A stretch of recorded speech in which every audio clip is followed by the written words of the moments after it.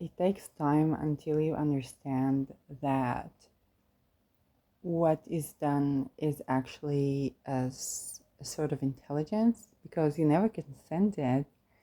And so, yes, people focus on whether it would put you in isolated situation or constantly harass you, um, or in situation where you have to like really stand in for your energy, and so on. And it takes time when you get to know for what the situation creates. So you're like, okay, in this situation, I am manifesting mass death, and in that situation, I'm okay with the death of anybody who would sacrifice me or people into this situation, and so on. And um, and there is attempt to see of what would you do in each situation, and see if they can get like information that comes out. What people don't know is that it happens in the astral, and not just in the physical. So I guess this is important for people who experienced that to know that it exists, and um, okay, and to understand, to begin to tend to your energy. It is also a relational thing. So um, this is where certain things on your relational patterns, um, basically they would check what can they do with that. Okay, for example, if I'm missing father, or I tend to project father figure onto people, then they would make my energy meet with people that are on that wavelength. And sometimes those are genuinely interesting encounters. So there's a lot of intelligence that goes into that.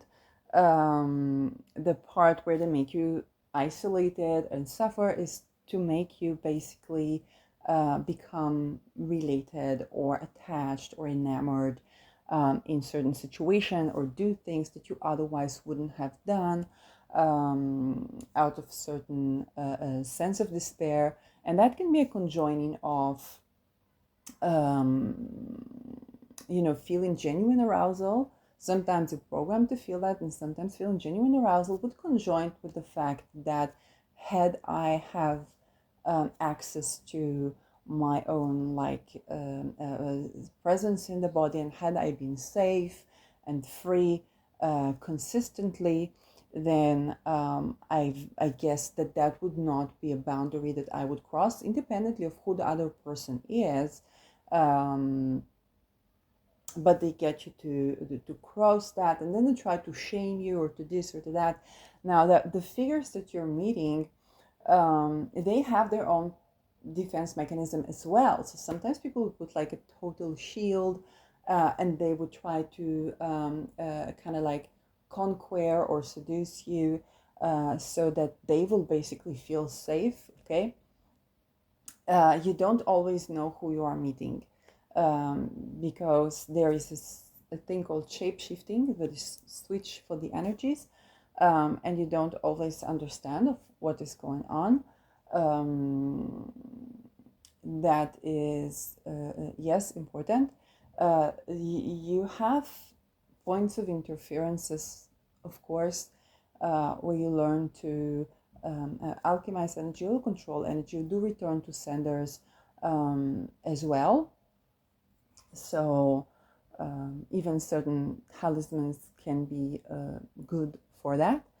And they don't have full control of how you work with what you have. Okay, they don't, there's no full, you can fool some of the people some of the time, and we are at a time in history where they try to fool all the people all the time, and so people quickly wake up, more so than expected. I know in energy, there are energy readers who said that a lot of the experiment that was planned for the world has been cancelled because it didn't work out. So this is also news I think is important to tell people. Um, the first time I met a journalist, basically, that told me, "You are too old for me," when I was not even 20, or maybe I was just 20. The only thing keeping me from sleeping with 13, 14 years old girls is the law. And he was working for a program that was solving certain crime cases. Not sexual crimes, yes, as far as I remember, but that was his job, and was very, very talented at his job. And this comes in mind. So I guess having a child altar or a child sexual altar can be a way that is somehow tried to get, or you're very naive or something like that.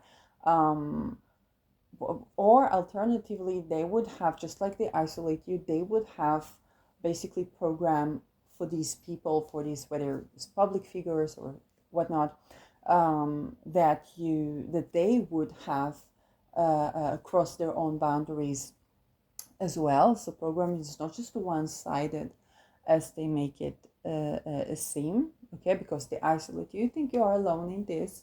Having some knowledge about relationship polarities and attraction and astrology can help to accommodate for a lot of the experience, especially if you have a chart of person, that you can make sense, okay, of what, why this encounter was allowed, what is operating here. And yes, that's a lot of what I would do in my readings, even to people, to just clients who look at astrology charts. You learn that people are very lonely in this profession, okay? You're just kept in isolation, and you learn this about you. So I have to admit that the whole experience, you learn to get to know yourself and to find your power within that, and knowing that things I can control, things I can't control. And even the people that do this to me, they're in the same situation. So um, but at first it doesn't, you don't get that this is what it's going on, because you never went to recruitment, you never consented.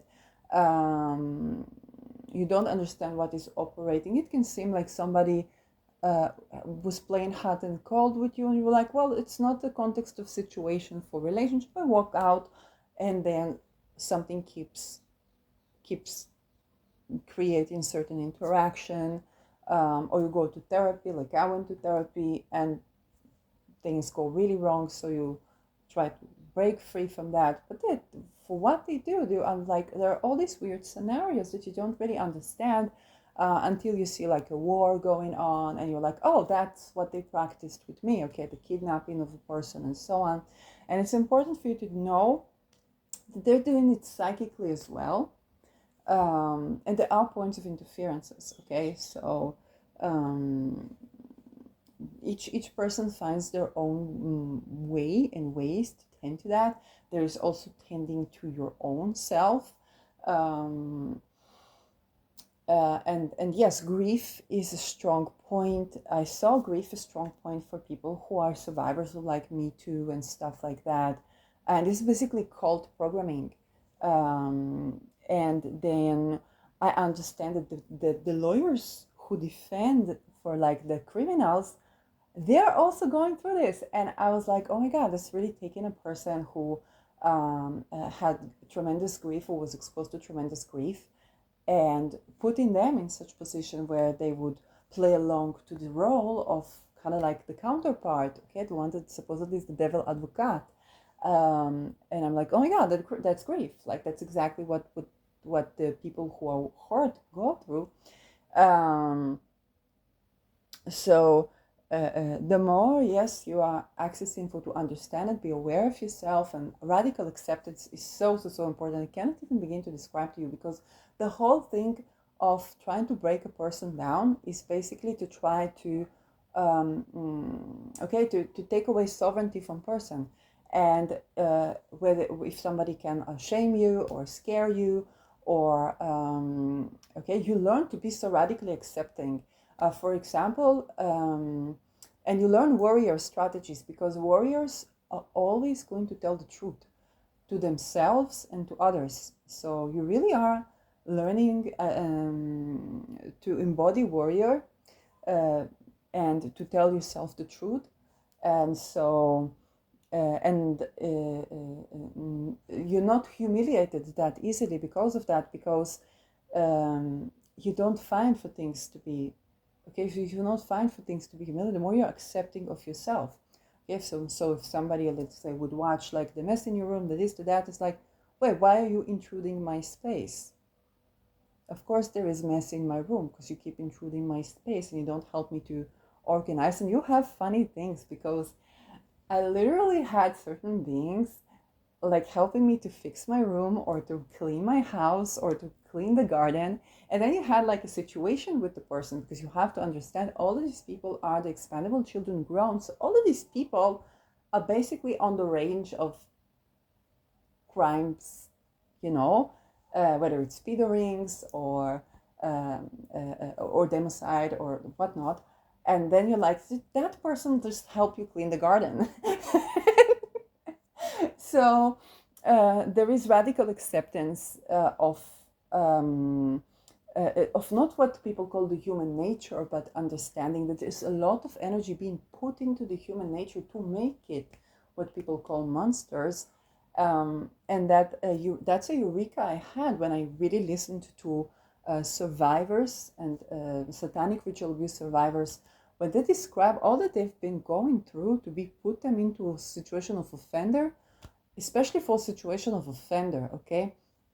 And all of the torture they go through is to make of you offender, okay, to recruit you to manifest death or to be acting violently. And the most they got me to do, other than like to manifest that with dignity to all humanity. When you think like, oh my God, that's a lot. No, there are people who did things physically. Was to steal food. And they played on the fact that I was a survivor of a sexual boundary violation. Well, they are torturing, okay, well, they are doing this. But it also gets you in conversation like during the war, where people did the role is to do psychological war, so to try to shame you to this, to that, to that. And I'm like, but you are doing the same, like if you talk about, let's say, I don't know, like, oh, for this insight that you took from this religion and those religions, like, but you are the same thing, you're doing the same thing. What about these events, or what about this, or what you were planning for this? And so this is also where you also answer back, okay, and speak truth, okay. It's not about shaming or disgracing someone, but simply not letting anybody to shame you or to put you into situations where you are unnerved, and that is growing sovereignty. This is where you grow safe and free, because you grow with love, okay. You say, I am safe and free, I do not consent, and also you back it up with not agreeing to be shamed. This is a process. And it's also important to be humble towards yourself in the places where you have, like, whether insecurities or shames or this or that, but you learn about people and things that, like, these things so horrible that whatever you have in you that you're ashamed of is like, well, darling, you don't know the half of it, okay? For what these people had to do since childhood, and what they were put through since childhood. So you really learn, okay, radical self-acceptance that allows you to move through and to have more and more sovereignty as to, well, no, I take it to this place, I take it to that place. You don't know what people would get out of another person's energy, or what would they read, or maybe they would read your encounter, the energy of your encounter, so to try to see if somebody tells you some secret, some this, some that. Yes, but mostly they're all of secret societies. So, like, you're pretty much doing this, like, it's okay. And when you get to the core of the issue, which is expandable children, you also don't go to the levels of where you would be useful to them, where there is divergence, okay. So you don't seek to activate like the the parts of you that would hurt another or something like that, because your centering keeps the peace. And this is where the experiment is basically failing, because they don't have substance to work with, because everything that comes to be conflict, and you would see that your counterparts are usually doing the same, because they understand that they would be extorted otherwise. And so they would be extorted otherwise. So they understand very quickly that if they did, dissipate certain boundaries with you, yes, it is important to keep the peace, especially when they see they cannot. Okay, you return to sender all the things that they practice from the cult.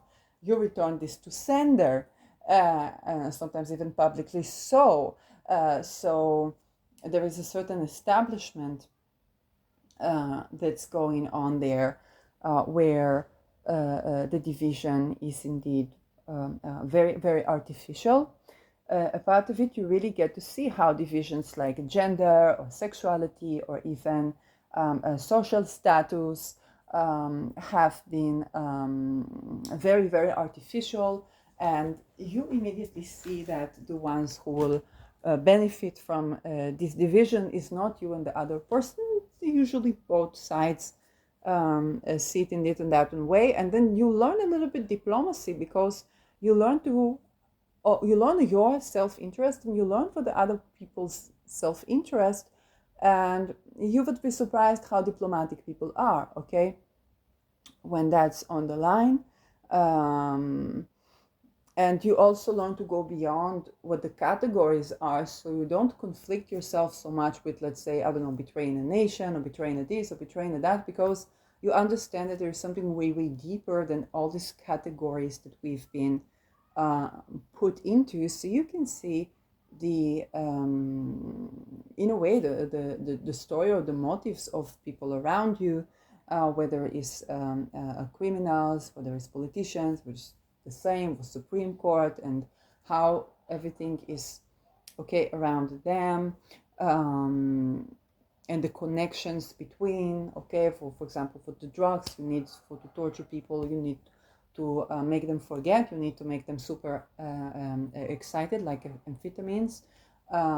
You need to have to kill, okay, for people to agree to go to situation, and to, okay, make peace with that, so to have that available to some people, and that for that you need use the drug cartels. But when a judge, Supreme Court judge, let's say, needs to cover up for when they have been doing, murder of children and rape of children, torture of children on camera, then they have to do it, because this is how they extorted. And it's not the person, it's the role. For this role in this system, you have to do this and this and this. And you understand that they would send for the drug cartel lords into the court, because in jail you would get raped if you did something bad to children or to women. And you understand, okay, how this dynamic works. But on the other hand, they need for the drug cartels, because they need the drugs. So if you think about technologies and how these things work, and it just compiles down to, well, we need to abolish expendable children. That would be in favor of all the interests of the people who are artificially divided into the system. They're targeted by bloodline, they're not registered at birth. And so, yes, and then for the margins, that they would take the people that had tremendous loss or tremendous grief, or people that are marginalized by the system, okay, and create such things. And then for the psychic stuff, then that's the ability to read energy. So you would be kind of isolated in your communities, so that, okay, you would go, okay, someplace to connect or to have love or and so on and so forth. Um, but you also understand for these people, they are also in deep need to share information as well. Okay, so the people that supposedly who try to manage things, they also need to share information with you to excrete, okay, for what they have inside their souls. And this is how you get information from basically intelligence people, or they just, you don't even ask for this information. It's basically you stay there, or if you stay next to a person who's supposed to be a guard or something like that, you just stay there, and they're usually looking for company, and they begin to talk, to chatter, okay, for this, for that, but then my boss is like this, and then she changed for the boss like this, for the boss like that, and this, for this is okay, for this is dangerous, and this is why we have this regulation, and so on. And they just begin to share it naturally with you. Um, so yes, so that is kind of important. A lot of people, they would have a habit to tell you something that is vulnerable about them so that they can create trust. And so they want to establish trust that you would supposedly not to betray them. And you never know, it's very important, you never know if they're not covered for this thing or not. It's very important, very important. Um, and so the issue is, yes, not to betray yourself is the issue more so for than anything. And to be compassionate about yourself is to remediate such places where you got disconnected and so on. So the role of trauma, or even of what the sexual boundary violation, is basically just a tool for to get people to okay, for to be used. And it's important, it's all across the board. So when you see it from that perspective, a lot of the projections we have, whether it's sex, whether it's gender, whether it's nationality, culture, and so on, they begin to dissipate because, yes, you see that they also went through such programming. But it's a different thing to know this intellectually than to encounter this where people begin to understand, you're not a woman who is disrespectful to herself, you're a woman trying to gain sexual sovereignty, and they keep trying to challenge this. And you say, well, you see, very likely for you happens such a thing as well. And then you learn, yes, this person, usually you learn about the time where they were perpetrated first, but you also, in some cases, learn for the time that they were, okay, abused, and maybe they remember this, maybe they don't. So you understand for their behavior, and you understand for your behavior, and you hold the perspective of yes, of self-love. Grief is important to understand. Okay, grief, abandonment, fear of abandonment, all these things that cause people defense mechanisms. That is yes, kind of a big deal. Usually they will bring a situation where there are people experiencing through grief. I saw this when I was Me Too veteran, that all the people either did not have dad, or lost a brother, or around the death of a dad, and so on and so forth.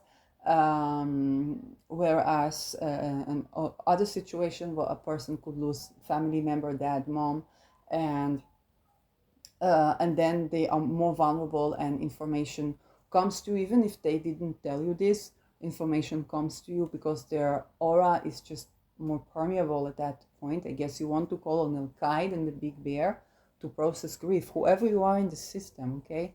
And also our aura, okay? There's been places where my energy has been read because I have been my entire life in grief of self.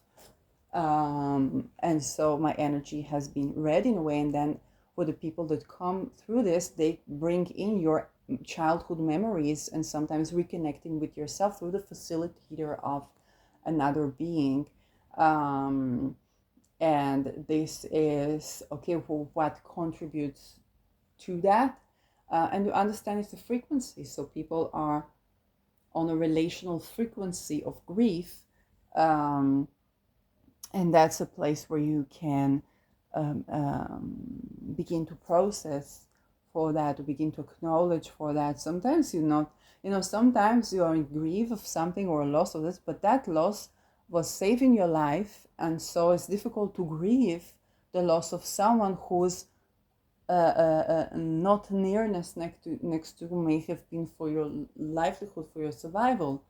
Um, and that's another type of grief, okay? To grieve the loss of a mother, to grieve the loss of a father, um, under such intricacy of situations, and to understand that that was lineage based and that was structure based and structure of grief and so on. Um, so yes, even as I speak, I have understandings. And also, you need to know that there are certain types of interactions where people just not probe, but it's just like, hey, I seen your energy, okay. So they come for near to your energy, and and sometimes they have something to give to you, and sometimes they care for you, and sometimes they're interested in what were doing or what you say. And a lot of people are so isolated because in all segments, if you are with people, then you may have a sense of belonging, but you cannot be yourself. You cannot say yes, no, and maybe as according to your wish. And if you are whistleblower or going down that road, then you understand why you're isolated, right? So there's a lot of like genuine people connecting with genuine people, really excited about company, really excited about of what you have to say. And even in those situations, okay, you would be surprised, even in mediumship, how people excited to share information with you, that are very interesting. So just like I'm excited to share information with you, okay? So we can shift our point of view. We can tend to that intricacy. We are more aware. We're not alone with that. We have testimony. Yes, so testimony for the breakage of soul, which is another point of grief, and so on. So this is, yes, becoming aware of the many places. If we talk about the warrior archetype, then, well, the warrior is the unbreakable. So you understand how for this archetype, yes, created. Um, and so this is, this is the sort of situation that's there, and there's a lot of accepting, okay, it is what it is, and I find point of interferences within this, and I have also for my vision, and for to ask for access for desired reality and for self and so on. And you need to understand that what you see is the constraints. It's not because this person is the constraint, but there are structures, political, and intelligence and so on, and even transnational, transgalactic for those who work with that, that we are finding our points of interferences through. And yes, that's something I have to say as testimonial,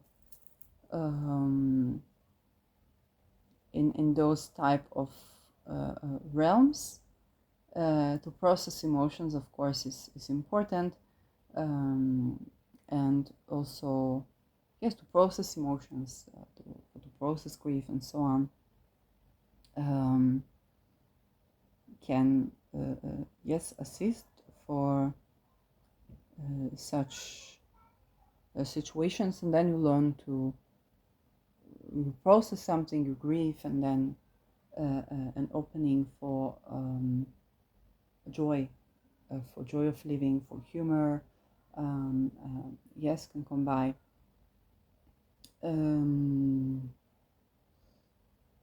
It is a process also where a lot of what we've been criticizing in ourselves and the world, we kind of like, okay, this works in this way, this works in that way.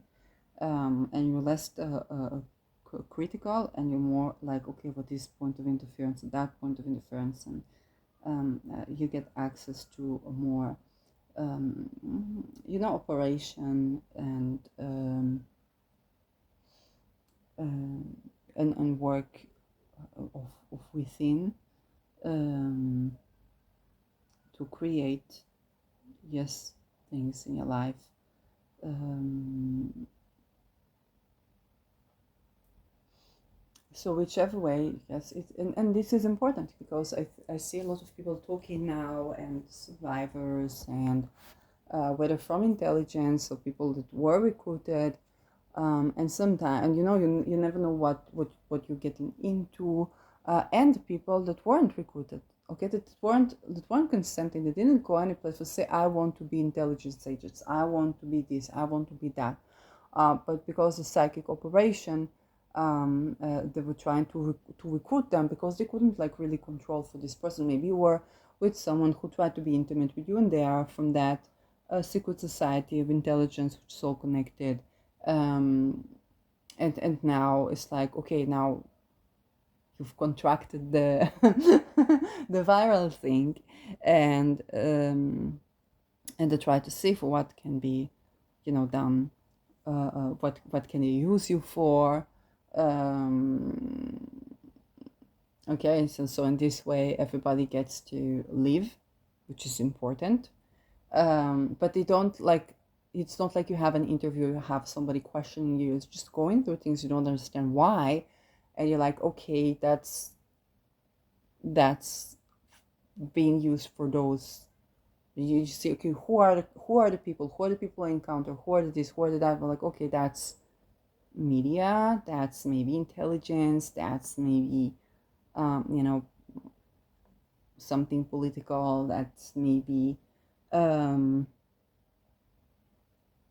something that sets a framework, or somebody that was high up the rank of intelligences, maybe alive, maybe not alive, um, and so what they're waiting for is exchange of information, where it's energy, memories, childhood memories, and for things to come through this. So they will basically put people together and see what they will make. Okay, it's a job for people when they do, um, these societies, or when the structure of wealth, or like all the money. There are people whose job is to make such connections and see how people connect, so that they get something from the interaction. Um, and this is okay, this is what the job, to bring this person together with this person and see what comes up. And actually, those are interesting encounters. Genuinely, there are encounters where you have something to mutually learn together. We have growth to process